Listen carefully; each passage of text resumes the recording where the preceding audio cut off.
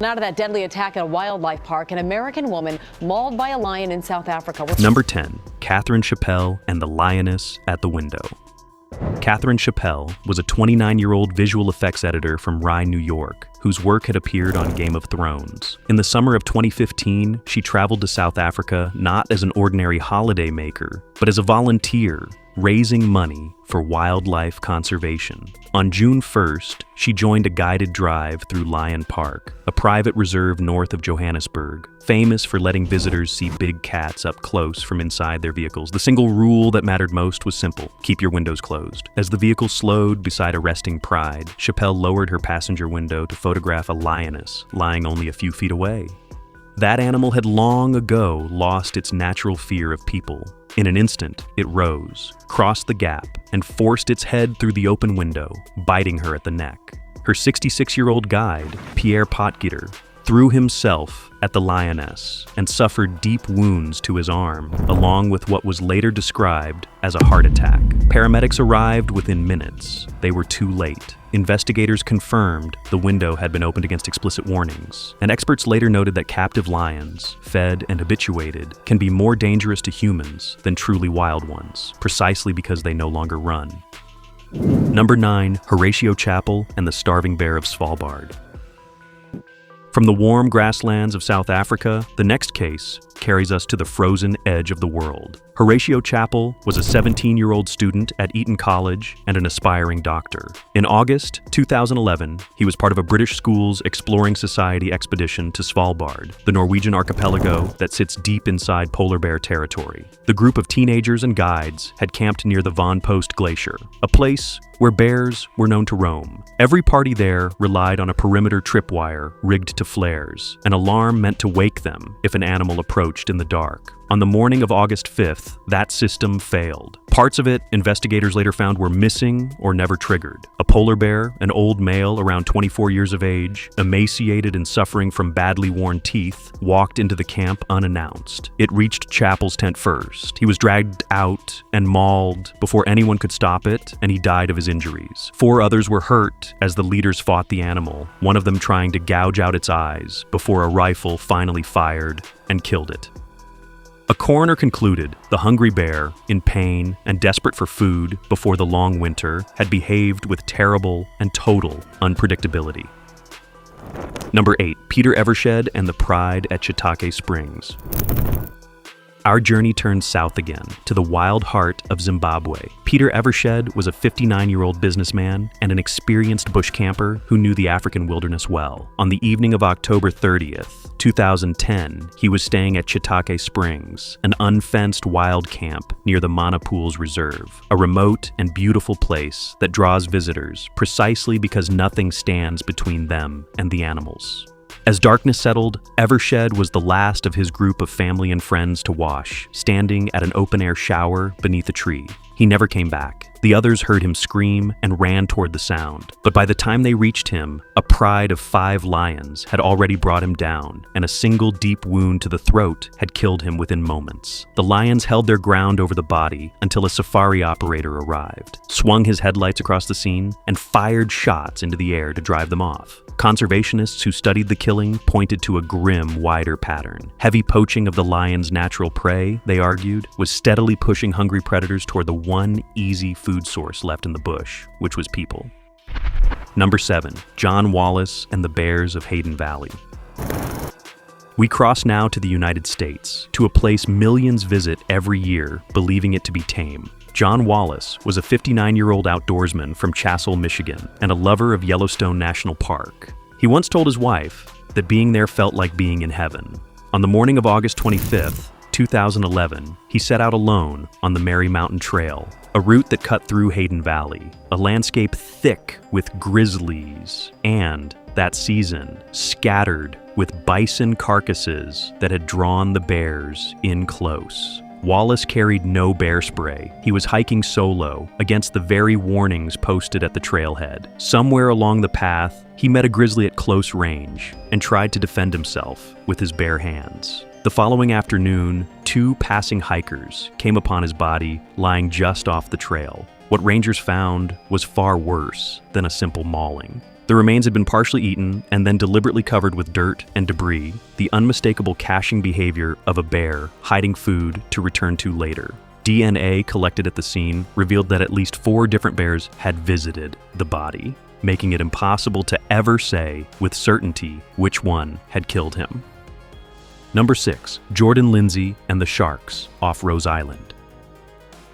From the mountains, we returned to the water and to a family vacation that should have been the safest kind of trip. Jordan Lindsey was 21 years old, a university student from Torrance, California, traveling through the Parral in the Bahamas with her parents, her siblings, and her girlfriend. On June 26, 2019, they booked a last-minute snorkeling excursion to the waters off Rose Island, a spot marketed for its calm shallows and its famous swimming pigs. Jordan and her mother swam out together, only a few feet apart. Her mother saw them first, sharks, more than one, circling in close. The family on the shore screamed a warning across the water, but Jordan did not hear it in time. There were 3 sharks, investigators later determined. They tore her right arm away and bit deeply into her other limbs as her mother fought to drag her free, only for another shark to turn on the 2 of them. Jordan was pulled onto a nearby island, slipping in and out of consciousness, where her family waited helplessly for a boat. She died before she could reach a hospital. Afterward, her family accused the tour operator of carrying no proper first aid supplies and called for trained spotters to watch for predators on every trip. Number 5, Isabel Von Jordan and the Crocodile of Sandy Billabong.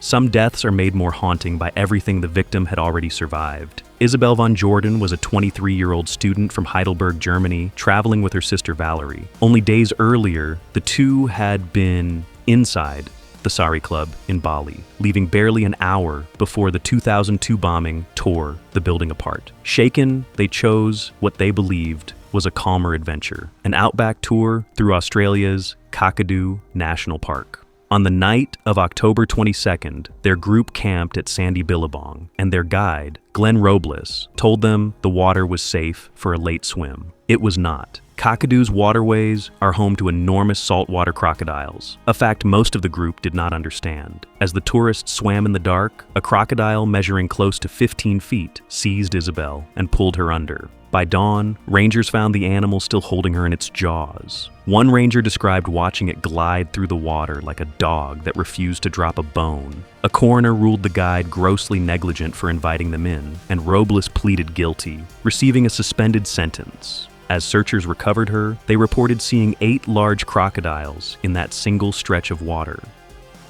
Number 4, Hendry Coetzee and the man-eater of the Congo.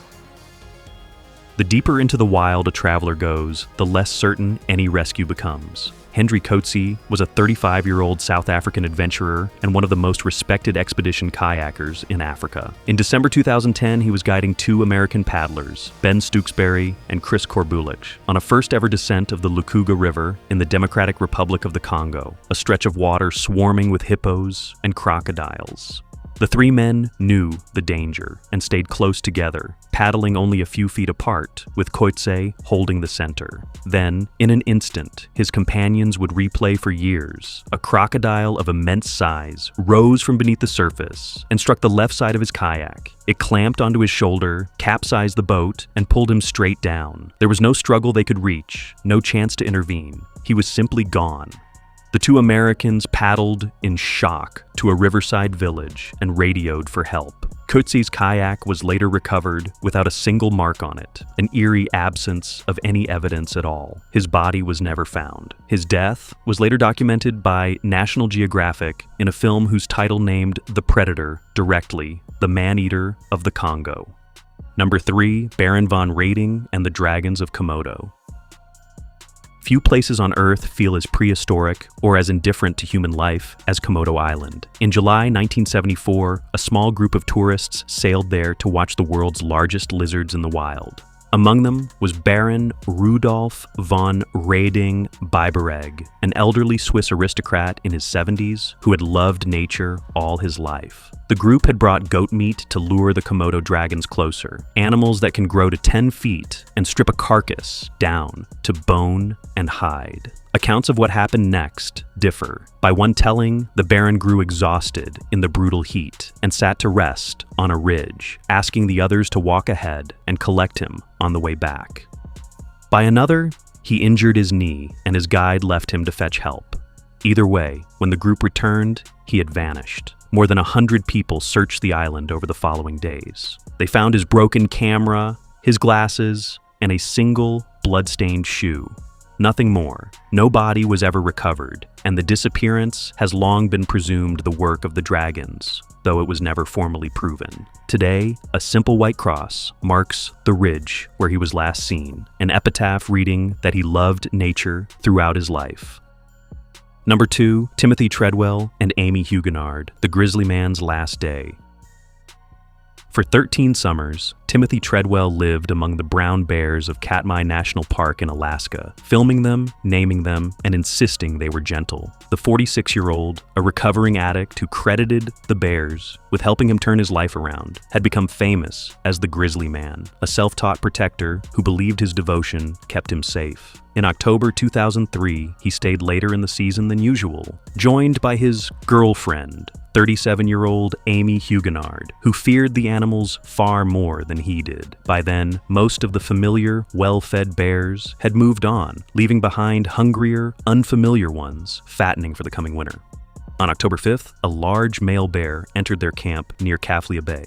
Treadwell's video camera was running with its lens cap still on, and it captured roughly 6 minutes of audio as the attack unfolded.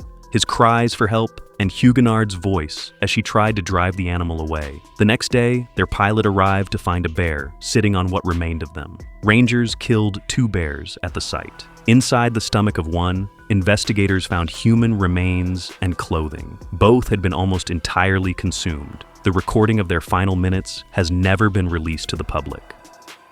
Number 1, Vladimir Popov and the tiger shark at Dream Beach. The most disturbing case on this list was recorded almost in full from a sunlit beach in front of the people who loved him most. Vladimir Popov was a 23-year-old Russian who had been living near the Red Sea resort city of Hurghada, Egypt, with his father, Yuri. On June 8, 2023, he was swimming just off Dream Beach, only a short distance from shore, with his girlfriend in the water and his father watching from the sand. Shark attacks in this stretch of the Red Sea are rare, and the beach was considered safe. Then a tiger shark found him. What followed was filmed by horrified onlookers. Popov was pulled under, surfaced, and fought as the water around him turned red, screaming a single word over and over, "Papa," while his father stood helpless on the shore. Boats could not reach him in time. By some accounts, the shark stayed with him in the water long after, before it was finally caught in a net, hauled onto land, and beaten to death. Egyptian authorities closed dozens of miles of coastline and took the animal away for examination, hoping to understand why a tiger shark had turned so suddenly and so completely on a young man on holiday. 10 travelers, 10 ordinary trips that ended in a way no one boarding a plane could ever imagine. What links these stories is not cruelty, because the animals in them were not cruel. They were doing what predators have done for millions of years, in places where we are the visitors and they are home. When we step into the territory of wild things, the rules are no longer ours to set. Respect the distance, heed the warnings, and never forget that beauty and danger out in the wild are very often the very same thing.